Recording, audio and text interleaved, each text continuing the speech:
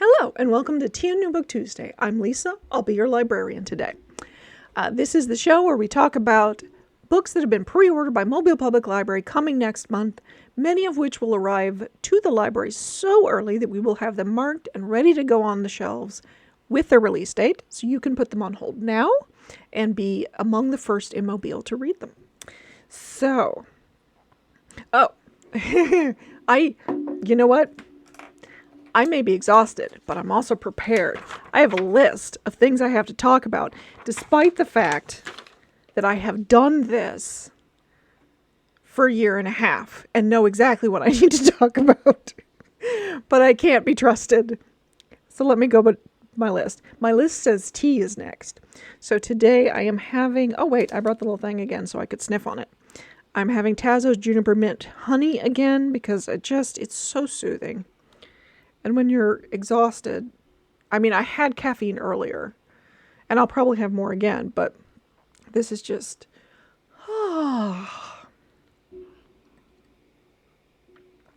which I do need these days.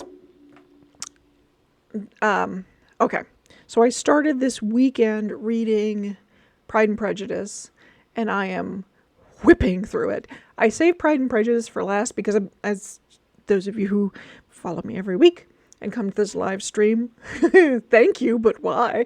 Every week, I've been rereading Jane Austen because I absolutely love her, and that's just the mood that I'm in. And I saved Pride and Prejudice for last because it was the first one I read. It's the one I've read the most, and there was a real possibility that I've read it so many times I wouldn't be able to read it. That hasn't been the case, but I am going through it like drastically faster than the rest of them. I looked down and I had already gone through 8 chapters. So I'm still enjoying it, and it's still a good time. Oh, okay. We have finally arrived at something I've wanted to do on Tea and New Book Tuesday from the beginning, but has been difficult because the unnamed virus and just general global pandemicness.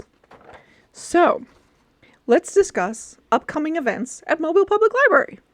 We have a really fun one at West Regional beginning March 21st. It's Cats in Costumes, the children's art exhibit at West Regional, where youth can share their vision of a perfect cat costume for this special exhibit. Beginning March 21st, children and teens are invited to stop by the youth desk to pick up a pre-printed sketched outline of a cat that they will use as the basis for their Cats in Costumes creation. We will have art supplies available for use in the library, or they can sketch at home and decorate it with supplies of their own. Completed artwork will be turned into the youth department for inclusion in this special exhibit that will be on display through April 30th, at the same time that some of Eugene Walter's own artwork will be on display at the West Regional Library. We also have a hand-painted wooden cat in a tutu board designed by artist Jamie Lee with a cutout for the child's face, located in the lobby outside the children's department. Caregivers are invited to drop by with the child and take photos in this area. If you have any questions, please email West Regional's Youth Library Service or call us at 340-8571. That sounds fun, and I may actually run over to West and put my head, because I have a kind of a small head, into the cat with tutu thing and take a picture, because I'm a dork. So, today on Tea and New Book Tuesday, let me make sure I'm on the right one. We are going to do the giveaway, I promise. I haven't gotten there yet, but we'll get there. And talk about April Yellow Labels. And April Yellow Labels are mystery, suspense, and thriller, as always. The biggest genre in fiction, both in the library and, quite frankly, on the bestseller list. So this is always a hotly anticipated week, section, genre. Listen to me, but to a point. Just keep telling yourself, every time I say something weird, Lisa can't be trusted. Lisa is exhausted. Okay. So, my first giveaway book is Dolphin Junction by Mick Herron, which is a collection of crime stories. This is the first time Herron's short fiction has been collected into one volume. In Dolphin Junction, devoted fans and future converts alike will find much to amuse, delight, and terrify terrify them. 5 standalone, nerve-wracking, thrilling crime fiction stories are complemented by 4 mystery stories featuring the Oxford wife and husband detective team of shrewd Zoe Bowen and hapless Joe Silverman. The collection will also include a peek into the past of Jackson Lamb, the top agent at Slough House. I'm not going with their descriptor word because I'm too tired to figure out what it is. So anyway, that's Dolphin Junction. And because I've already forgotten to explain the giveaway, though I think most of you know, you go to the link that is in the description of this video, hopefully in the description of this video. If not, I'll add it in the comments. And it's the same link as previous weeks if you've saved it. Which, if you have, good on you. That's very prepared. And each of these books will be there for you to pick one to enter into to possibly win. I also have 2 leftover books this week, which are actually behind me. Other direction. Accepted and Notes on an Execution. All right, next up in the giveaway is Wish You Were Gone by Kieran Scott. This is... Okay, let me describe. Let me read. Emma Walsh's looks great on the outside marriage is at the breaking point, and she's finally worked up the courage to confront her husband, James, about his drinking, his alcoholic rages, his blackouts, the uncertainty and fear his behavior has created for her and her 2 kids. But James never shows up to meet her as planned, and all her righteous words go unsaid. And unsaid they remain because the next time Emma sees James, his body is crumpled amidst the wreckage of his flashy car, smashed to its final resting place halfway through the back wall of their suburban house's roomy garage.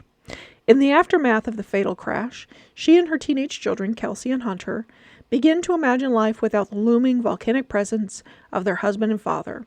Buoyed by the support of her 2 closest friends, Emma struggles to deal with grief, complicated by the knowledge that James's legacy as an upstanding business owner and family man shines only because so many people were so willing for so long to keep his secrets.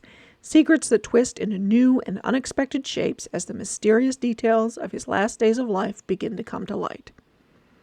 So that's Wish You Were Gone. They're all thrillers and they're all fiction this week, by the way. I don't know if I said that. Thrillers and mystery, because this one's a mystery. Hello, Transcriber by Hannah Morrissey. I can't remember if we already discussed this one or if I gave it away. But either way, here's the description. Where kids are thrown away like yesterday's trash, heroin needles blanket the street, and police transcriber Hazel Greenlee listens as detectives divulge gruesome secrets of this crime-ridden Wisconsin town. And then her neighbor confesses to hiding the body of a 9-year-old overdose victim in a dumpster. The suspicious death is linked to Candyman, a notorious drug dealer. Now Hazel has a first-row seat to the investigation as she becomes captivated by the lead detective, Nikolai Cole. How far is she willing to go for a good story, even if it means destroying her marriage and luring a killer dangerously close? So that's Hello, Transcriber. And finally, we have The Hidden by Melanie Golding. Okay. One dark December night in a small seaside town, a little girl is found abandoned. When her mother finally arrives, authorities release the pair, believing it to be an innocent case of a toddler running off.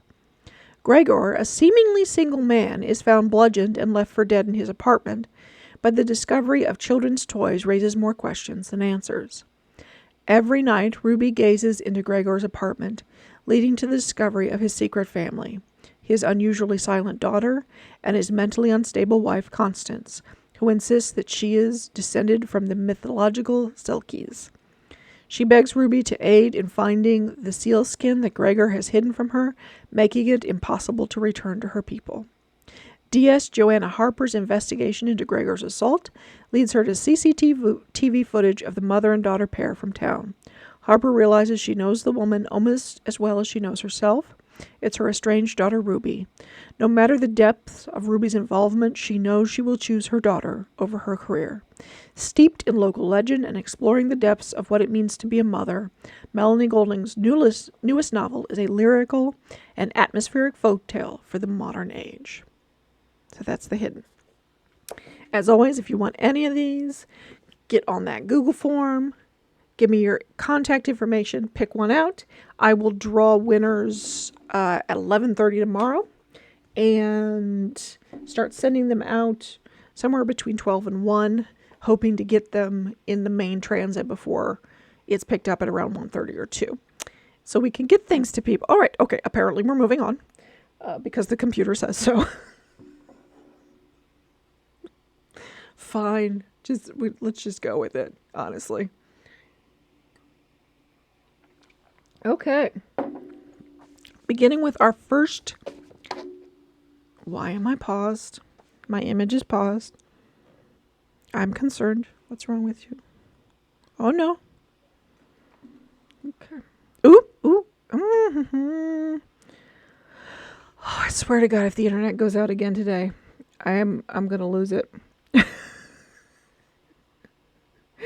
The it in that sentence is my sanity.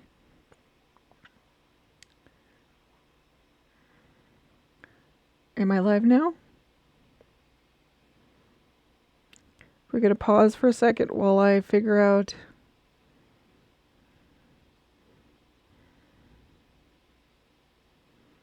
Okay, so it looks like you guys can hear me when I'm paused, which is okay because, at this point you're mostly hearing me talk about the books. You will have to live without, seeing the movement of my round but small face. Anyway, The Shadow House by Anna Downs. Alex, a single mother of two, is determined to make a fresh start for her and her children. In an effort to escape her troubled past, she seeks refuge in a rural community. Pine Ridge is idyllic. The surrounding forests are beautiful and the locals welcoming. Mostly. But Alex finds that she may have disturbed barely hidden secrets in her new home. As a chain of bizarre events is set off, events eerily familiar to those who have lived there for years, Alex realizes that she and her family might be in greater danger than ever before, and that the only way to protect them all is to confront the shadows lurking in Pine Ridge. So that is The Shadow House. If you're interested in it, it comes out April 5th. We're still moving. We're still grooving. All right. Redemption by Mike Lawson. And he is unfortunately in our catalog as Michael Lawson, which makes searching obnoxious. The other thing that makes searching for this book a little obnoxious is redemption has been used in so many titles. The plague of authors who don't come up with original titles continues, and there will be more even this week. So, with his reputation permanently marred by an insider trading conviction, Jameson Maddox, a young Wall Street broker, reluctantly takes a job doing research for a small company in the sleepy town of Redemption, Illinois. He's never heard of the company or of the town, but he's out of money and options.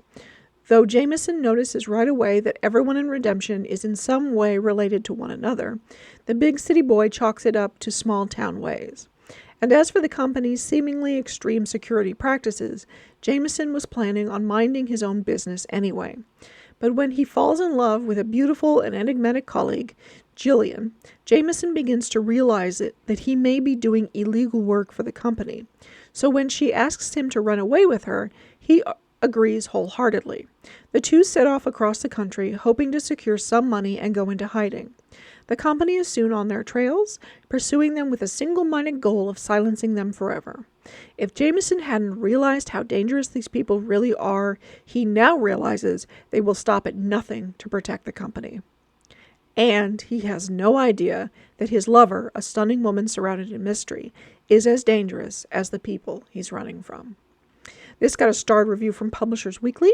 If you're interested in the poorly titled Redemption, it comes out April 5th.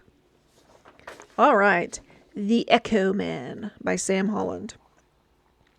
Detectives Cara Elliott and Noah Deacon are on the case of a series of seemingly unconnected murders, each different in method, but each shocking and brutal. As the body count increases, they can't ignore the details that echo famous cases of the past. Manson, Kempler, Dahmer, and more. As Elliot and Deacon get closer to unmasking the killer, the murders are moving closer to home. Meanwhile, Jessica Ambrose is on the run. She's been implicated as the arsonist who killed her neglectful husband and injured her young daughter. With the help of disgraced and suspended detective Nate Griffin, Jeff discovers a shocking link between her case and that of the ultimate copycat killer working on his horrifying masterpiece.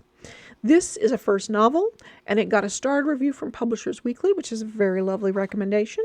If you're interested in The Echo Man, it comes out April 5th.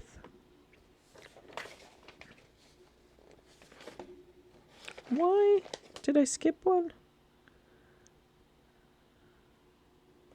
I'm losing my mind. Okay. Apparently we're going to The Caretakers by Amanda Bester Siegel. Not the order I had my notes in, but okay. Paris, 2015. A crowd gathers outside the Chevette home in the affluent suburban community of Maison-la-Rue, watching as the family's American au pair is led away in handcuffs after the sudden death of her young charge. The grieving mother believes the caretaker is to blame, and the neighborhood is thrown into chaos. Unsure who is at fault, the enigmatic young foreigner, or the mother herself, who has never seemed an active participant in the lives of her children. The truth lies with 6 women. Geraldine, a heartbroken French teacher struggling to support her vulnerable young students. Lou, an incompetent au pair who was recently fired by the family next door. Charlotte, a chilly socialite and reluctant mother. Natalie, an isolated French teenager desperate for her mother's attention.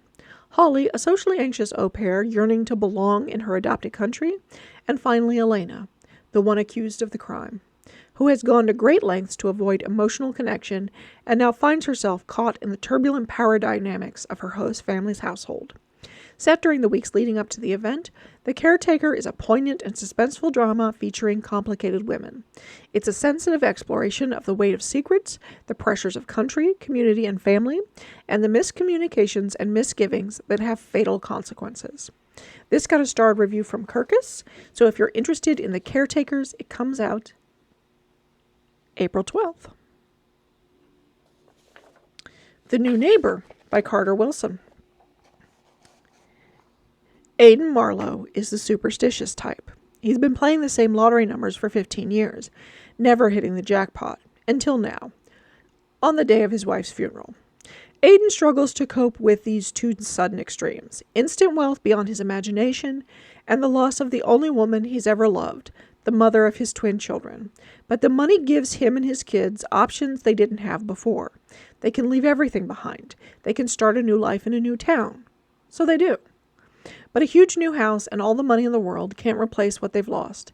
And it's not long before Aidan realizes he's merely trading old demons for new ones, because someone is watching him and his family very closely.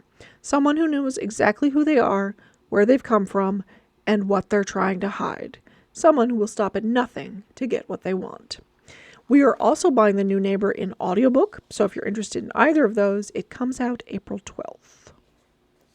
All right, this is another book that has a terrible title, because blood sugar is in the name of a bunch of books about diabetes and books about, blood sugar, in addition to being used for multiple fiction books.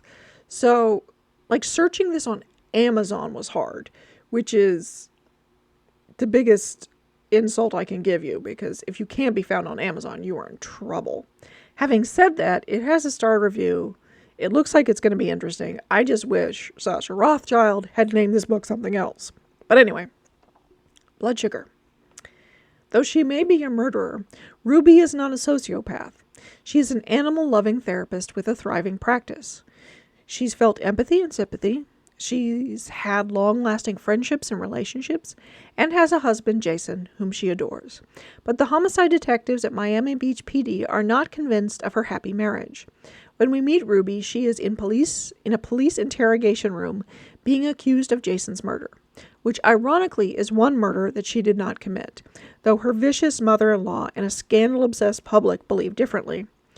As she undergoes questioning, Ruby's mind races back to all the details of her life that led her to this exact moment, and to the 3 dead bodies in her wake. Because though she may not have killed her husband, Ruby certainly isn't innocent. Alternating between Ruby's memories and her past crimes and her present-day fight to clear her name, Blood Sugar is a twisty, clever debut with an unforgettable protagonist who you can't help but root for. As I said, this is a debut. This is the first novel. It also got a starred review from Publishers Weekly. So if you're interested in Blood Sugar, it comes out April 19th. We may have to go back because we genuinely skipped a book.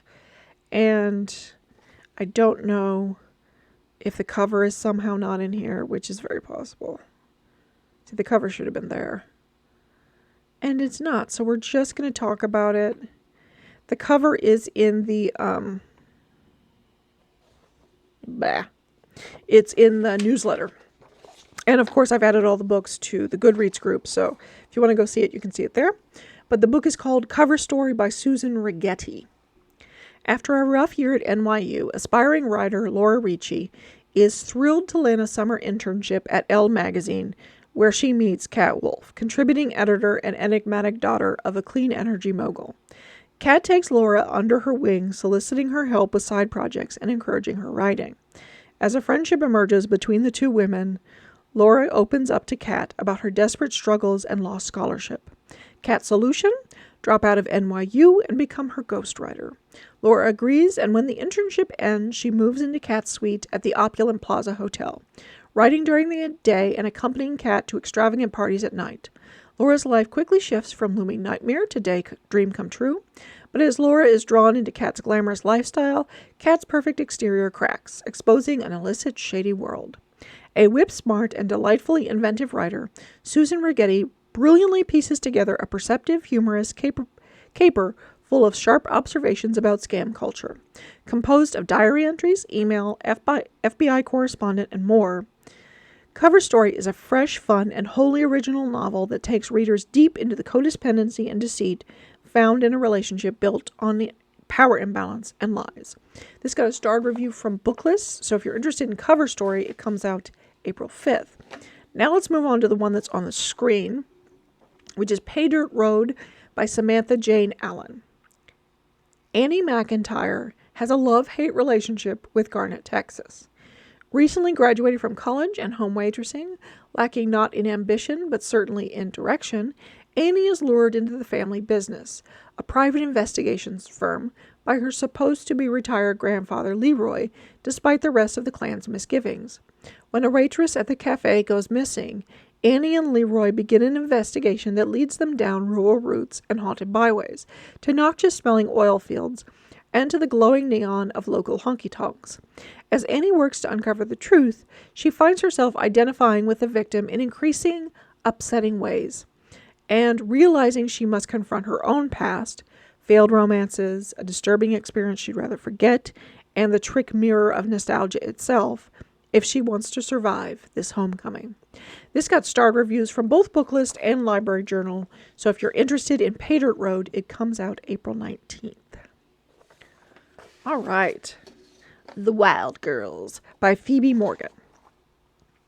It's been years since Grace, Felicity, Alice, and Hannah were together. The Wild Girls, as they were once called, are no longer so wild. Alice is a teacher, Hannah has a new baby, Grace is a homebody. Only Felicity seems to have retained her former spark. Then Felicity invites them all on the weekend of a lifetime, a birthday bash in Botswana. It will be a chance to have fun and rekindle their once bomb-proof friendship and finally put that one horrible night all those years ago behind them for good. But soon after arriving at the luxury Safari Lodge, a feeling of unease settles over them. There's no sign of the party that was promised.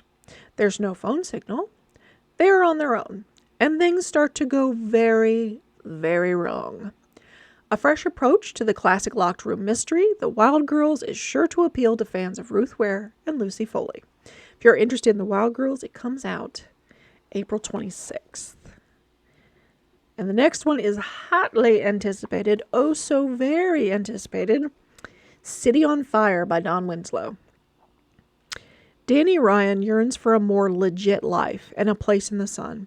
But as the bloody conflict stacks body on body and brother turns against brother, Danny has to rise above himself. to save the friends he loves like family and the family he's sworn to protect. He becomes a leader, a ruthless strategist, and a master of a treacherous game in which the winners live and the losers die. From the gritty streets of Providence to the glittering screens of Hollywood to the golden casinos of Las Vegas, Danny Ryan will forge a new destiny. Exploring the classic themes of loyalty, betrayal, and honor, City on Fire is a contemporary Iliad, a saga that spans generation, a towering achievement of storytelling genius from Don Winslow. This got starred reviews from Library Journal, Booklist, Publishers Weekly, and Kirkus. We are also buying the audiobook. If you are interested in City on Fire, it comes out April 26th. And this is our penultimate book, and a really fun one, I think. It's called One of Us is Dead by Geneva Rose. Meet the women of Buckhead, a place of expensive cars, huge houses, and competitive friendships. Shannon was once the queen bee of Buckhead, but she's been unceremoniously dumped by Bryce, her politician husband. When Bryce replaces her with a much younger woman, Susan sets out to take revenge. Crystal has stepped into Shannon's old shoes. A young, innocent Texan girl, she simply has no idea what she's up against. Olivia has waited years to take Shannon's crown as the unofficial queen of Buckhead. Finally, her moment has come. But to take her rightful place, she will need to use every backstabbing, manipulative, underhanded trick in the book. Jenny owns Glow, the most exclusive salon in town. Jenny knows all her clients' secrets and darkest desires. But will she ever tell? Who amongst these women will be clever enough to survive Buckhead, and who will wind up dead? They say that friendships can be complex, but no one said it would ever be this deadly. If you are interested in the very dramatic sounding One of Us is Dead, it comes out April 26th. And our final book of today, I'll Be You by Janelle Brown. As children, Sam and Eli were two halves of a perfect whole. Gorgeous, identical twins whose parents sometimes couldn't even tell them apart. They fell asleep to the sound of each other's breath at night, holding hands in the dark, and once Hollywood discovered them, they became B-list child TV stars, often inhabiting the same role. But as adults, their lives have splintered. After leaving acting, Eli reinvented herself as the perfect suburban wife, married to a real estate lawyer, in a house 2 blocks from the beach. Meanwhile, Sam has never recovered from her failed Hollywood career, or from her addiction to the pills and booze that have propped her up for the last 15 years. After her destructive behavior finally drove a wedge between them, Sam hasn't spoken to her sister in a year when their father calls out of the blue. Unbeknownst to Sam, Eli's life lately has been in turmoil. Her husband moved out, and Eli just adopted a 2-year-old girl. Now she's checked in for a mysterious spa in Ojai and has stopped answering her phone. As Sam works to connect the dots left by Eli's baffling disappearance, she realizes that the bond between her and her sister is more complicated than she ever knew. This magnetic thriller from best-selling author Janelle Brown shows her writing at the top of her game, a story packed with twists and astounding revelations about the secrets kept by the ones we think we know best. This got a starred review from Publishers Weekly, so if you're interested in I'll Be You by Janelle Brown, it's coming out April 26th. I think that... Nope. Yeah. See that one that wasn't there? Okay. That's it for today. Next week, we're going to talk about romance and historical fiction. Don't forget to sign up for the giveaway. Don't forget to sign up for the newsletter and join our Goodreads group. We continue to grow. It's very lovely. And I hope everybody has a good week. I will see you all next Tuesday. All right. Bye.